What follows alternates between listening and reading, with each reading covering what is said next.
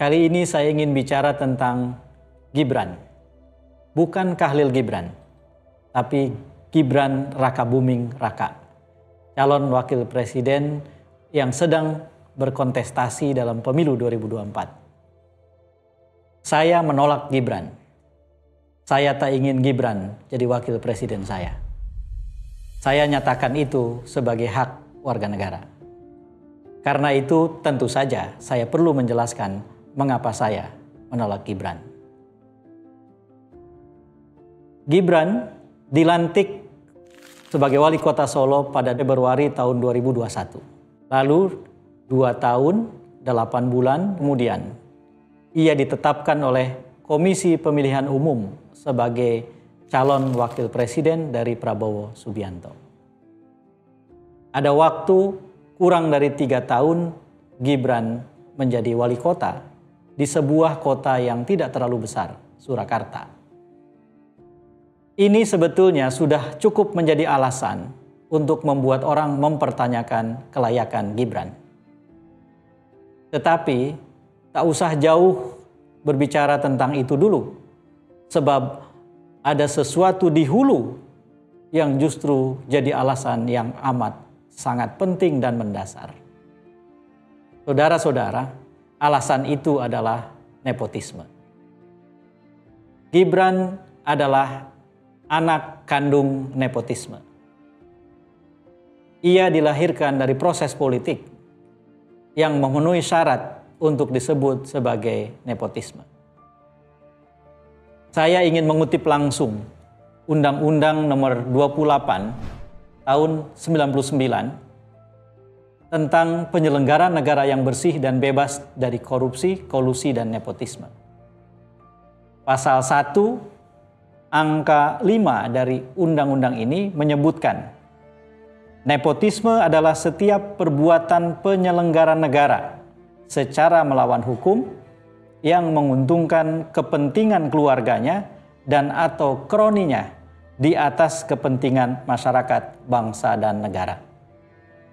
Saudara, peristiwa keluarnya ketetapan MK nomor 90 tahun 2023 jelas memenuhi definisi nepotisme itu. Ada sang paman yang menjadi ketua MK. Ada presiden, ayah kandung Gibran, dan kakak ipar ketua MK. Maka memaksakan Gibran yang belum memenuhi syarat berdasarkan undang-undang sebelum direvisi oleh ketetapan MK tadi adalah perbuatan nepotisme. Dengan demikian, apa yang terjadi di hadapan kita sebetulnya adalah pelanggaran undang-undang dan di dalamnya terlibat presiden. Itulah saudara yang saya sebut sebagai sebab yang sangat dasar untuk menolak Gibran. Kali ini saya ingin bicara jauh, tidak berhenti pada nepotisme. Nepotisme sendiri di dalam Undang-Undang Nomor 28 tahun 99 memang tegas tidak diperbolehkan untuk dilakukan oleh penyelenggara negara. Pasal 5 angka 4 dari undang-undang itu mengatakan bahwa setiap penyelenggara negara berkewajiban untuk tidak melakukan perbuatan korupsi, kolusi, dan nepotisme. Di banyak kesempatan saya berbicara tentang layaknya pemakzulan Presiden Jokowi. Dan salah satu sebab terpentingnya adalah pelanggaran Undang-Undang Dasar 1945. Yang saya rujuk adalah pasal 9 Undang-Undang Dasar tentang sumpah dan janji presiden. Dan di dalamnya disebutkan memegang teguh Undang-Undang Dasar dan segenap undang-undang dan peraturannya dengan seluruh-seluruhnya. Undang-undang inilah yang dilanggar. Dan karena itu sumpah dan janji presiden dilanggar. Saya tak ingin bicara soal pemakzulan, tapi saya sekali lagi ingin menegaskan penolakan terhadap Gibran. Saudara-saudara, saya ingin bicara agak jauh sekarang. Belum terlalu lama terbit sebuah buku yang ditulis oleh Benjamin Barber. Ini adalah seorang ahli ilmu politik yang puluhan tahun yang lalu terkenal dengan bukunya Strong Democracy, Demokrasi yang Kuat. Barber di buku yang terbit sudah lama itu menegaskan bagaimana demokrasi harus mengalami transformasi dari waktu ke waktu dan memperkuat dirinya. Bukan buku itu yang ingin saya kutip, tetapi buku yang lebih baru dari Barber yang judulnya jika diterjemahkan ke dalam bahasa Indonesia adalah Jika Wali Kota Mengendalikan atau Menguasai Dunia. Jika buku itu kita tilik, maka salah satu argumen utama Barber adalah bahwa di masa depan, pemimpin-pemimpin yang punya potensi untuk dipilih menjadi pemimpin dan layak memimpin adalah mereka yang sudah terbukti melakukan kerja kepemimpinan dengan bukti-bukti yang sangat konkret yang dirasakan oleh rakyat atau warga yang dipimpinnya. Karena itu, kata Barber, kita tidak bisa melihat potensi kepemimpinan dengan misalnya melihat presiden atau perdana menteri. Karena sesungguhnya presiden dan perdana menteri punya jarak yang sangat jauh dengan warga atau rakyat yang dipimpinnya. Seringkali fungsi yang lebih utama yang mereka jalankan adalah membuat kebijakan. Sementara eksekusi kebijakan ada jauh di bawah jangkauan mereka. Padahal eksekusi itulah yang dirasakan langsung oleh rakyat atau warga. Wali kota adalah pemimpin yang memenuhi kriteria Benjamin Barber. Semua kerja kepemimpinannya langsung dirasakan oleh rakyat atau warga. Sebetulnya Gibran memenuhi kriteria itu. Tapi persoalannya adalah ia dilantik menjadi wali kota Februari tahun 2021. Lalu kemudian ditetapkan sebagai calon wakil presiden oleh KPU 13 November 2023. Hanya berjarak sekali lagi 2 tahun 8 bulan. Ini sangat tidak cukup untuk membuat kita bisa menilai Gibran secara layak. Jadi sesungguhnya sangat masuk akal mereka yang mempertanyakan pemaksaan pencawapresan Gibran. Karena ditilik dari sisi apa yang sudah dikerjakannya, sesungguhnya ia belum memenuhi syarat untuk disebut sebagai orang yang sudah cukup bekerja dan karena itu layak untuk diberi kepercayaan lebih besar. Pada titik ini ada baiknya saya kutip Gibran yang lain. Khalil Gibran, sang legendaris. Nilai seseorang ditentukan oleh keberaniannya memikul tanggung jawab, mencintai hidup dan pekerjaannya. Nilai itu belum bisa kita lihat pada Gibran Rakabuming Raka. Karena kita belum bisa menilai seseorang dalam rentang waktu yang begitu pendek. Ini alasan yang sangat serius. Dan di Indonesia semestinya kita menjadikan alasan yang semacam ini sebagai salah satu pertimbangan memilih pemimpin. Kembali ke Benjamin Barber, saudara-saudara. Ketika Barber mengatakan bahwa calon pemimpin yang layak ditimbang adalah mereka yang sudah langsung bekerja di hadapan rakyat dan kerjanya dinikmati oleh rakyat, maka memang yang terbayang adalah para wali kota atau bupati dalam konteks Indonesia. Merekalah yang sesungguhnya setelah melewati proses yang memadai, itu layak untuk ditimbang menjadi pemimpin dalam skala yang lebih besar.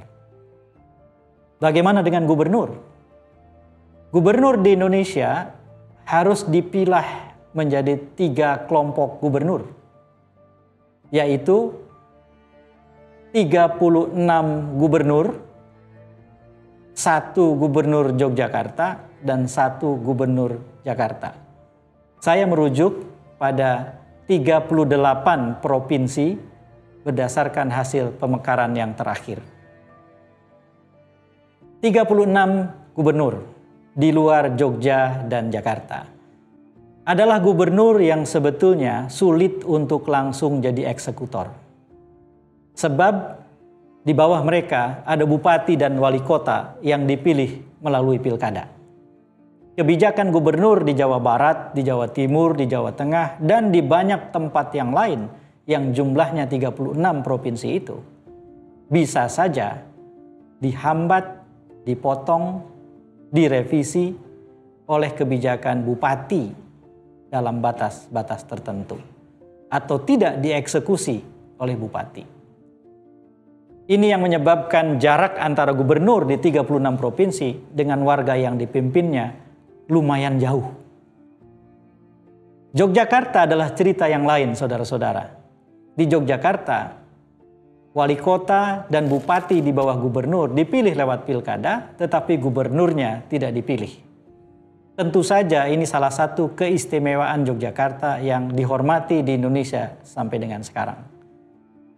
Kita cukup berharap bahwa para sultan yang menjadi gubernur di Yogyakarta adalah mereka yang punya kewibawaan terjaga dengan integritas yang mulia.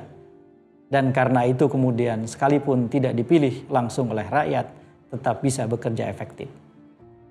Satu jenis lagi adalah gubernur Jakarta. Gubernur Jakarta adalah gubernur yang seperti wali kota. Karena fungsi pembuat kebijakan menyatu dengan eksekusi. Mengapa? Karena semua wali kota dan bupati Kepulauan Seribu di Jakarta tidak dipilih oleh rakyat, melainkan ditunjuk oleh gubernur. Jadi saudara-saudara, wajar ketika kemudian banyak orang berebut menjadi gubernur Jakarta. Karena dengan menjadi gubernur Jakarta, maka kemudian orang punya titik tumpu untuk meloncat ke jabatan yang lebih tinggi, Presiden Indonesia.